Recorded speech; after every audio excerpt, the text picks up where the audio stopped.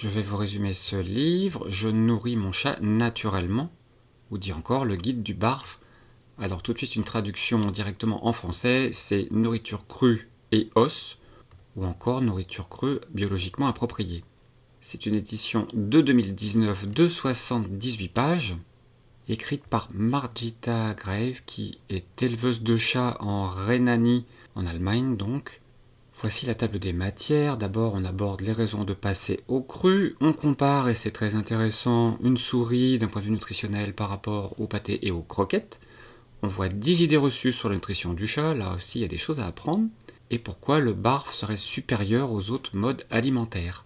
Puis elle rentre dans beaucoup de détails sur les nutriments dont notre chat a besoin ou pas. Après, quels sont les ingrédients à avoir dans la gamelle. Puis on passe à une partie pratique. Puis les recettes. Et enfin, des trucs et astuces pour réussir la transition.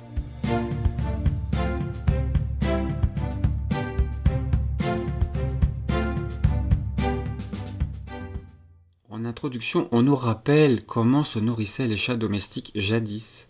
Eh bien, avant tout, ils mangeaient des proies qu'ils attrapaient eux-mêmes. Et en introduction, on nous dit bien qu'une mauvaise alimentation peut conduire notre chat à développer diverses maladies, dont le diabète. Alors, 9 raisons de passer au cru. Elle nous dit, et ça rejoint les conseils par ailleurs, est-ce que vous vous alimentez exclusivement de cornflakes et d'aliments en conserve enrichis en vitamines, au motif que des experts en nutrition prétendent qu'il n'y a rien de plus sain ni de plus équilibré. En deuxième, elle nous dit comment se fait-il que la nourriture d'origine du chat soit si différente des aliments industriels.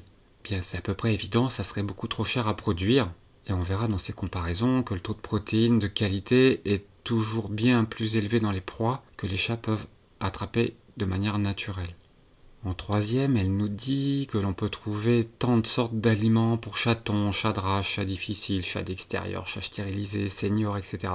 Et dans la nature, tous les chats mangent la même chose, quel que soit leur âge et leurs conditions de vie. En quatrième, pourquoi les chats âgés prennent-ils du poids, tandis que les jeunes mâles reproducteurs et les femelles allaitantes maigrissent ? Eh bien, en final, la principale explication est que la nourriture industrielle couvre certes les besoins en calories, mais pas ceux en aliments d'origine animale de qualité, que ce soit les enzymes, les vitamines, les minéraux, etc. Ou dit autrement, ils vont absorber davantage de calories vides. En cinquième, comment se fait-il que tant de chats souffrent de problèmes de pelage, de troubles digestifs, d'inflammation, d'intolérance alimentaire, etc. Eh bien, on retrouve comme pour les humains ce besoin de nutriments de qualité, de micronutrition, que ce soit en vitamines, enzymes et minéraux. Il faut reconnaître que nos pauvres chats sont parfois un peu perplexes devant la nourriture qu'on leur met devant eux. En sixième, pourquoi tant de chats souffrent-ils de maladies du métabolisme telles que diabète, pancréatite, troubles du foie ou encore maladies des voies urinaires et des reins? Eh bien, une des raisons s'explique dans le fait que beaucoup d'ingrédients de la nourriture industrielle sont difficiles à digérer. Et pour résultat, il y aura de nombreux déchets à éliminer. En septième, pourquoi les vétérinaires recommandent-ils les aliments tout prêts alors qu'ils sont confrontés tous les jours à ces maladies? Une des raisons est que les vétérinaires ne reçoivent pas de formation complète en nutrition féline, et que les informations qu'ils obtiennent émanent souvent de l'industrie. En huitième, comment se fait-il que les chats soient considérés par l'industrie des croquettes et du pâté selon des seniors dès l'âge de 7 ans, alors qu'un chat peut vivre plus de 20 ans? Et en neuvième, pourquoi continue-t-on à donner aux chats sauvages des zoos une nourriture non pas industrielle mais fraîche et crue? Question qui fait réfléchir. Et on passe à cette vision intéressante de la souris versus pâté et croquettes. On va s'intéresser à la nourriture naturelle du chat, sachant qu'on sait qu'ils sont spécialisés pour attraper des lézards, des souris, des petits rats, des oiseaux, etc. Et donc ces souris et ces petits animaux vont apporter une proportion élevée de protéines et de graisses, une proportion infime de glucides, et associé à ça, eh bien, toutes les enzymes, les vitamines et les minéraux nécessaires, ils sont naturels et surtout ils sont assimilables. Ils n'ont pas subi de haute cuisson ou de longue conservation. Et on notera bien que tous les organes internes du chat, y compris ses intestins très courts, sont adaptés à ce type d'alimentation. Et à côté de ça, la pâtée et les croquettes sont des aliments industriels, très transformés, cuits à haute température, stérilisés, et pour ce qui concerne les croquettes, elles sont en plus après déshydratées. Donc protéines, enzymes, vitamines et minéraux sont dénaturés, voire détruits à cette occasion. Et voici ce tableau très intéressant qui compare les apports d'une souris mangée crue suite à la chasse en termes de protéines, où on est autour de 55-60% de protéines, avec environ 25% de graisse. Et c'est à noter quand même un peu de glucides, puisque dans les intestins, on va trouver des graines et des choses qui se rapportent à des glucides, donc aux alentours de 5% de glucides. Puis après, dans ce tableau dont j'ai mis un extrait, elle va comparer des boîtes et des sachets. On peut voir que certains produits ont un taux de protéines qui peut se rapporter à ceux des souris. Et en final, typiquement, ce produit-là sera assez proche en termes de graisse et aussi de glucides. Bon, à vérifier si c'est toujours le cas maintenant. Et au fond du tableau, on verra des produits qui sont plutôt proches des 30% en termes de protéines. Donc, boîte et sachet, il faut bien regarder les étiquettes. Et au niveau croquette, le meilleur de son comparatif à l'époque était celle-ci avec seulement 38% de protéines et seulement aussi 38% de graisse. Et par contre, et c'est vraiment important, 38% de glucides. Et oui, pour faire des croquettes, il faut des glucides, il faut un liant, il faut que ça puisse cuire et rester aggloméré. Elle insiste bien pour dire que la part végétale, principalement constituée de céréales, est donc d'au moins 50% dans nos nombreuses croquettes, voire de 80% pour certaines marques, contre moins de 5% pour la souris. On va voir maintenant 10 idées reçues sur la nutrition du chat. Numéro 1, les aliments tout prêts sont complets, équilibrés et contiennent tout ce dont le chat a besoin. Alors pourquoi c'est une idée reçue ? Eh bien, ce sont des analyses partielles de laboratoire qui vont essayer de dire qu'il y a un pourcentage de ci, un pourcentage de ça, sans prendre en compte le fait que tout est dénaturé. Numéro 2, si les vétérinaires recommandent les aliments tout prêts, c'est qu'ils doivent être bons. Elle cite un docteur allemand qui est auteur de The Barf Diet en 2016 qui dit « La triste réalité est que les aliments industriels contribuent à fournir une patientèle aux vétérinaires ». Numéro 3. Trop de protéines est mauvais pour le chat, en particulier pour les reins. C'est une affirmation de la plupart de l'industrie pour justifier la faible teneur en protéines. À ce moment-là, il faut interdire les souris. Numéro 4. Le chat a besoin de glucides comme source d'énergie. Ben voyons. Si le chat est adapté à sa nourriture sauvage, a priori c'est bien qu'il n'a pas besoin d'amidon en plus de ses protéines. Numéro 5. La domestication du chat a permis de s'adapter à la nourriture toute prête. Cette notion d'adaptation est souvent avancée sur plein de sujets, mais les organes internes des chats, son métabolisme et sa digestion sont restés identiques à ceux de ses ancêtres. L'adaptation ne se fait pas sur des délais aussi courts. Numéro 6, les croquettes nettoient les dents et préviennent le tartre. On rappelle que tout ça, ce sont des idées reçues, qui sont donc développées dans le livre, mais je ferai court à ce stade. Numéro 7, la nourriture maison n'est pas adaptée et occasionne des carences. Alors là, ça dépend. Effectivement, ça dépend de ce qu'on va essayer de reproduire à la maison. Et c'est là où on peut faire aussi des erreurs, et les apports de ce livre sont intéressants pour ça. Numéro 8, pour préparer à manger à son chat soi-même, il faudrait être un expert en nutrition. Expert peut-être pas, mais il faut avoir des connaissances, ça c'est sûr. Par contre, on peut avoir tendance à faire peur en parlant d'expertise, faut pas exagérer non plus. Numéro 9, il ne faut jamais donner de viande crue parce qu'elle contient des bactéries et des parasites. Alors ça, c'est ce qu'on entend le plus souvent, effectivement. On fait le plus souvent référence à des bactéries telles que salmonelle et au ver. Or, curieusement, ces bactéries et ces parasites sévissent principalement parmi les chats nourris avec de la pâtée en boîte et des croquettes. On doit se rappeler que les proies naturelles du chat ne sont pas stériles non plus. Pour ce qui est des vers, la congélation peut être une solution radicale pour en venir à bout. Et enfin, numéro 10, il ne faut jamais donner d'os à un chat car ils font des éclats. Effectivement, ça on l'a entendu depuis toujours. Eh bien, c'est un bon conseil, mais qui s'adresse aux os cuits. Les os crus sont plus élastiques et relativement mous et ne font pas d'éclat. Alors pourquoi le barf serait supérieur aux autres modes alimentaires ?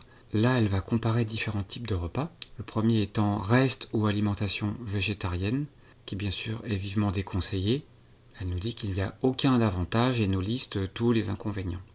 Deuxième source potentielle, les croquettes, qu'elle indique comme déconseillées. Donc avantage aucun pour le chat, et bien sûr c'est pour son maître. L'avantage est pour le faible coût, la manipulation, le stockage et la facilité d'utilisation. Et elle nous liste tous les inconvénients, avec entre autres la détérioration de la qualité avec le temps de stockage. Il faut bien comprendre que certaines graisses peuvent s'oxyder, car elles doivent être associées à des vitamines antioxydantes qui elles-mêmes ne devraient pas avoir subi des hautes températures pour pouvoir faire leur job. On peut aussi avoir des moisissures susceptibles de générer des toxines nocives pour le chat. Deuxième inconvénient, les ingrédients sont de mauvaise qualité et bien sûr dénaturés. Et pour ce qui concerne les protéines, elles sont souvent de mauvaise qualité, avec des sous-produits animaux qui seront bien loin du muscle qui compose la bonne partie d'une proie. Elle nous dit aussi que la consistance et la forme est peu adaptée à la santé bucco-dentaire, contrairement à ce qui est affirmé par ailleurs. Les croquettes sont souvent trop petites pour que les chats les mâchent vraiment. Et enfin, problème principal des croquettes, c'est sa teneur trop faible en eau. C'est son inconvénient majeur. Le taux d'humidité est de l'ordre de 10%, alors qu'un chat en liberté mange des proies qui contiennent entre 70 à 75% d'eau. Et elle nous dit qu'à part dans les déserts, les chats sauvages ne boivent quasiment jamais d'eau. Un des soucis de ce point concerne les calculs, les cystites et les maladies des reins qui peuvent en résulter. Troisième alimentation possible, boîte et sachet fraîcheur. Qu'elle classe ça comme convenable, avec comme avantage entre autres la teneur en humidité entre 70 et 80%. Si on va vers des produits haut de gamme, on pourra avoir des taux de protéines élevés, donc bien lire les étiquettes, et elle nous conseille aussi d'alterner les marques et les produits. Donc en inconvénient, la qualité est bien sûr très variable. Dans tous les cas, ça reste un produit industriel avec des matières premières douteuses parfois et stérilisées et transformées. Elle pointe un des nutriments importants qui est la taurine, dont l'absorption sera réduite par toute la cuisson à travers la réaction de Maillard. Autre possibilité, la viande cuisinée maison, cuite donc, qu'elle estime comme convenable. Dans les avantages, bien sûr, là on sait ce que l'on donne à manger à notre animal. Cela peut être utile pour un chat malade par exemple ou au système immunitaire perturbé. Et le cuit peut être aussi utile provisoirement pour la transition. Bien sûr, en inconvénient, on retrouve les inconvénients du cuit avec une modification importante des enzymes, des vitamines, des protéines et des minéraux qui seront aussi moins assimilables. Et rappelons-nous, en aucun cas donner des os cuits. Et enfin, on arrive au barf, la nourriture crue qui elle est vivement conseillée. Dans les avantages, on aura une digestion très facile pour les chats, les ingrédients qui seront très bien assimilés. On pourra se rendre compte que les chats vont se satisfaire de très petites quantités, puisque c'est très riche d'un point de vue nutritionnel. Et in fine, on aura un chat qui sera plus résistant aux maladies et aux parasites. Elle nous dit que son prix n'excède pas en général celui des pâtés premium. Et dans les avantages, on n'aura aucun résidu d'amidon ou de sucre qui pourra se déposer sur les dents. Le chat pourra avoir un système immunitaire plus fort et subira beaucoup moins de maladies dites de civilisation. Dans les inconvénients et les majeurs, il s'agira de bien s'informer et d'acquérir de solides connaissances. On aura aussi l'aspect conservation, puisque pas plus de 2 jours au réfrigérateur ou 2 à 3 mois au congélateur, et aussi le temps de préparation. On va voir maintenant les nutriments dont le chat a besoin ou pas. En termes de protéines, on l'a vu, le chat a besoin d'une nourriture à teneur élevée en protéines. Pour les graisses, ce n'est pas à négliger non plus. On se rappellera du taux de graisse dans une souris, il est loin d'être négligeable. Et comme pour les humains, on va pouvoir avoir des conseils autour des oméga 6, oméga 3, etc. Il n'y a pas beaucoup de raisons pour que pour un chat, les principes soient très différents de ce que l'on peut dire pour l'alimentation humaine. Pour les glucides, eh bien on se rappelle 3 à 5% maxi.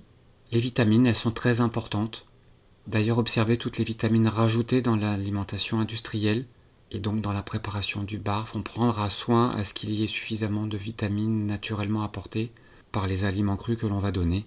Et on verra plus loin qu'on peut avoir des supplémentations en fonction de ce que l'on met dans la gamelle. Les minéraux sont très importants, elles nous parlent du calcium, du phosphore, du sodium, du potassium, du magnésium, des oligo-éléments, etc. Et enfin l'eau, qui est un élément essentiel, et quand la nourriture du chat contient peu d'humidité, le risque de se déshydrater est important, puisqu'en général un chat ne boit presque jamais assez. Et ce ne sera pas le cas avec le barf. Maintenant, on aborde les ingrédients de la gamelle dans le cadre du barf. En termes de sources de protéines, il va y avoir la viande. On note bien qu'une proie est constituée d'environ 50% de muscles. Et pour le reste, il y a la peau, les poils ou les plumes, de la graisse, du sang, d'autres fluides corporels, des os, des tendons et les organes internes. Et même si ça paraît peu ragoûtant, on voit bien que tout est ingéré avec une proie.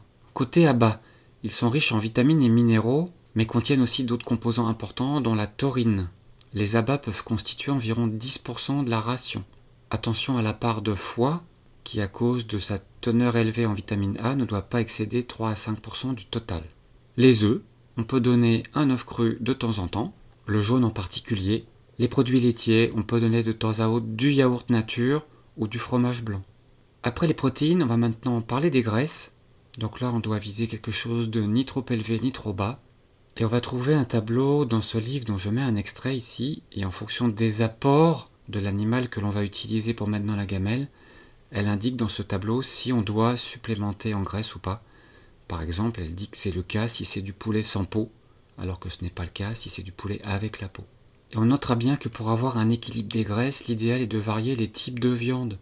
Pour supplémenter en graisse, on peut rajouter 1 ou 2 cuillères à soupe de graisse d'oie, de canard, de saindoux par kilo de nourriture. En source de gras, on aura aussi les poissons gras, tels que saumon, maquereau, hareng ou sardines. On fait une parenthèse ici, comme tout ça rejoint beaucoup l'alimentation humaine, ça peut être aussi une motivation supplémentaire lors de nos achats pour nous-mêmes, de mettre de côté ou de prévoir aussi de l'aliment pour son chat. On peut avoir aussi l'huile de saumon, surtout si notre chat ne mange pas de poisson, à ce moment-là on peut recourir à des capsules d'huile de saumon. Attention à sa fraîcheur et attention à son oxydation. Et on associera si possible à l'huile de poisson ou de saumon de la vitamine E pour son côté antioxydant. Enfin les huiles végétales qui peuvent convenir occasionnellement, telles que l'huile de germe de blé, d'onagre, de bourrache, pressée à froid. On passe maintenant aux légumes, aux germes et aux graines. La part végétale de la gamelle constituera dans l'idéal 3 à 5% de la nourriture et ne dépassera pas 10%. Alors ces légumes, ils peuvent être crus ou légèrement cuits à la vapeur, que ce soit carottes, tomates, poivrons, concombres, courges, courgettes, brocolis. Ils seront crus seulement quand ce sera de la salade verte, des jaunes pousses, de la pelouse ou du gazon non traité du jardin. Il suffit de voir à quel point un chat dehors mange quasi systématiquement des herbes dans le jardin. Concernant les vitamines, ce supplément vitamine E qui est indiqué notamment en cas d'utilisation d'acides gras insaturés, tels que les graisses de canard, de poisson ou certaines huiles végétales. Au passage, on apprend que le chat peut synthétiser lui-même la vitamine C. On n'a donc pas besoin d'en rajouter aux aliments. Et donc en termes de compléments de vitamines, eh bien ça va dépendre des recettes utilisées. Et il pourra être utile de s'en procurer en fonction des gamelles que l'on va composer, en fonction aussi de la transition. Elle nous dit qu'aucun complément n'étant idéalement dosé, elle conseille de les alterner. Pour les minéraux, si l'on utilise des petits animaux entiers avec les os, ou si la nourriture comporte suffisamment d'eau charnue, aucun supplément en calcium ne sera utile. Donc quand on sert de la viande sans os, il faut dans tous les cas ajouter du calcium ainsi que des oligo-éléments et du sel. Donc concernant la supplémentation en calcium, comme avec les vitamines, l'idéal est d'alterner les sources de calcium.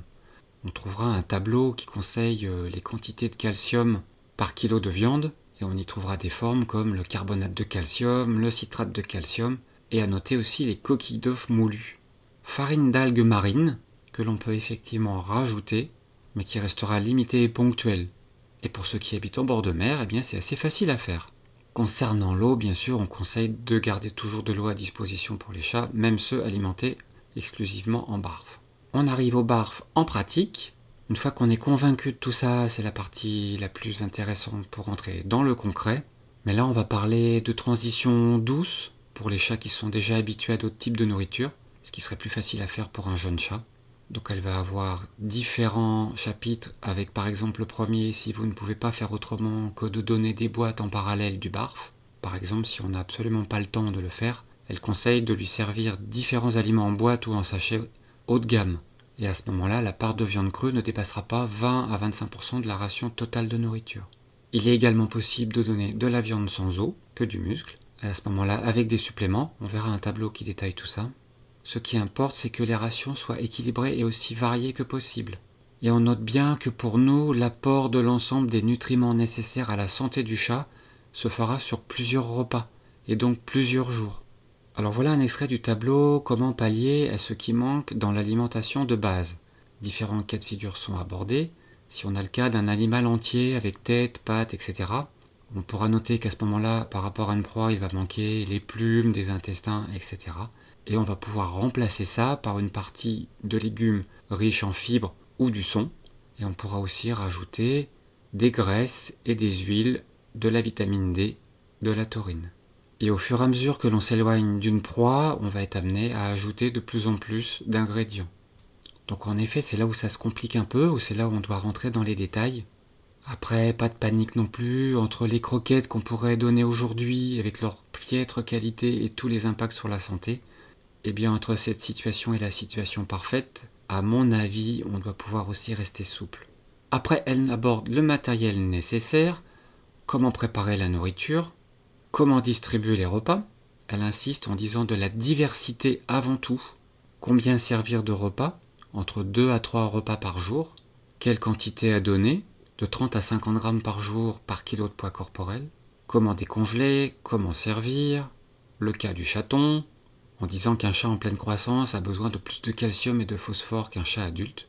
Puis on arrive aux erreurs à éviter, mélanger aliments crus et industriels, hormis le temps limité de la transition vers le barf. Et pourquoi ? Eh bien, le chat pourrait avoir des difficultés à absorber correctement les nutriments, étant donné que la nourriture industrielle ou cuite met plus de temps à être digérée. On évitera aussi de mélanger diverses viandes dans le repas, de donner de la viande sans os ni suppléments, de donner trop d'os. On évitera aussi de donner trop de poissons crus. Et elle déconseille carrément de ne pas donner d'huile de foie de morue, en raison du risque de surdosage en vitamines A et D. Évitez aussi les épinards, les blettes, les betteraves rouges, la patate douce, en particulier prudence avec l'épinard. Tout ça c'est à cause de l'acide oxalique qui peut favoriser la formation de calculs d'oxalate. Puis on passe aux recettes. Elle nous dit bien que ce ne sont que des exemples et qu'il faudra varier. Et d'une manière générale, il convient de ne pas suivre aveuglément une recette sans comprendre pourquoi tel aliment est donné. On va commencer par une recette de base où on aura du muscle, de l'huile de saumon, des légumes au choix, de la poudre de coquille d'œuf, du sel naturel non raffiné, des compléments multivitamines et minéraux, de la taurine et de l'eau. Et après, elle nous détaille la préparation. Puis on aura d'autres alternatives de recettes pour varier. La suivante, on va rajouter des abats, de la vitamine E. Dans la suivante, on aura une recette avec des os, composée d'abattis de poulet par exemple. La suivante avec un poulet entier vidé, etc. On arrive maintenant aux trucs et astuces pour réussir la transition. C'est vrai que la transition, c'est quelque chose de difficile, car en général, le chat refuse sa nouvelle nourriture. C'est ce que j'ai pu expérimenter quand je me suis lancé dans cet apport de viande crue, il y a longtemps, sans prendre en compte ce genre de conseils. On notera bien que les aliments industriels ont un goût prononcé et une odeur nettement plus forte que la viande crue. Cependant, pour commencer, il faut que son maître soit convaincu par la nécessité et les avantages d'un passage au barf. Autrement dit, c'est d'abord dans la tête du maître que les changements doivent avoir lieu. Et on doit rester conscient que la transition prend parfois plusieurs semaines ou mois. Et cela peut donc demander beaucoup d'amour, de patience, de persévérance et de résolution, voire d'inventivité. Alors 5 règles de base pour commencer. Ne laissez jamais votre chat plus de 12 heures sans manger. Le mieux est d'habituer son chat à des heures de repas régulières et de s'y tenir sans rien lui offrir entre-temps. Après, elle aborde différents cas de figure. Le premier étant quand le chat n'a jamais mangé autre chose que des croquettes. Ces croquettes qui ont un goût intense étant très concentré. Deuxième cas de figure, quand le chat mange de la pâtée en boîte, eh bien on pourrait mélanger un peu de viande crue, coupée en tout petits morceaux ou hachée, selon ses préférences. Puis elle nous donnera 10 astuces supplémentaires pour réussir la transition, avec par exemple le fait que chaque chat a ses préférences, donc à nous de les découvrir. Conclusion de l'auteur, n'importe quel chat ou presque, quel que soit son âge, peut changer d'alimentation. Puis elle nous fait part de 3 histoires de témoignages avec des personnes qui ont vécu le passage au barf, avec par exemple des chats qui vomissaient ou qui avaient la diarrhée de manière très régulière et qui ont solutionné ça avec le passage au barf. Voilà, tout ça se termine par une bibliographie de 30 références. Et j'en arrive à mes conclusions personnelles. Eh bien, grâce à ce livre, il est temps pour moi d'améliorer l'alimentation de mes chats après m'être occupé de la mienne. C'est paradoxal, mais il m'aura fallu du temps aussi pour cette transition. Et bien sûr, sur ce sujet aussi, il y a des choses à réapprendre. Peu importe le pourquoi, on va éviter de souligner tout le côté négatif. Mais quand on fait le parallèle avec ce que l'on sait sur l'alimentation humaine, eh bien, beaucoup de sujets font sens dans ce qui est écrit dans ce livre. Les croquettes sont les pires, ok, uniquement utiles pour le maître. Les pâtés un peu moins pires. Et bien sûr, il va rester naturel d'essayer de se rapprocher de leur nourriture spontanée. D'ailleurs, un de mes 3 chats, partageant notre toit, ne s'y trompe pas, et je vois bien que c'est quasi quotidiennement qu'elle ramène des proies de la chasse. Souvent, le dernier chat arrivé ici, un peu jeune, s'est retrouvé face à une souris, offerte par la plus grande. Alors le livre remplit bien aussi une des conditions de réussite, c'est d'abord dans la tête du maître que le changement doit avoir lieu. Et il contient tout ce qu'il faut pour se lancer. Et oui, j'ai eu testé de donner de la viande crue, voire cuite, voire mi-cuite, mais effectivement, à côté des croquettes de l'époque qui sont très appétantes et au goût très prononcé, eh bien ça ne l'a pas fait. Alors ça y est, je m'y lance en suivant aussi les conseils pour la transition et aussi en notant tout ce que je donne. J'ai sorti un beau bullet journal dans lequel j'ai commencé à écrire les éléments de la transition et comme j'ai 3 chats, à aussi noter les préférences de chacun. Alors à noter que suite à un problème sur un lot de croquettes, j'avais déjà commencé une transition en allant un peu vers les pâtés, surtout qu'un de mes chats a 14 ans et qu'il devient difficile. Il devient difficile ou alors peut-être qu'il réclame plus de nutriments, allez savoir. Donc j'avais déjà commencé à rajouter des boîtes et autres sachets plutôt haut de gamme. Alors je peux donner un exemple sur ce genre de produit, puisque c'est le genre d'aliment que j'essaye de donner en ce moment.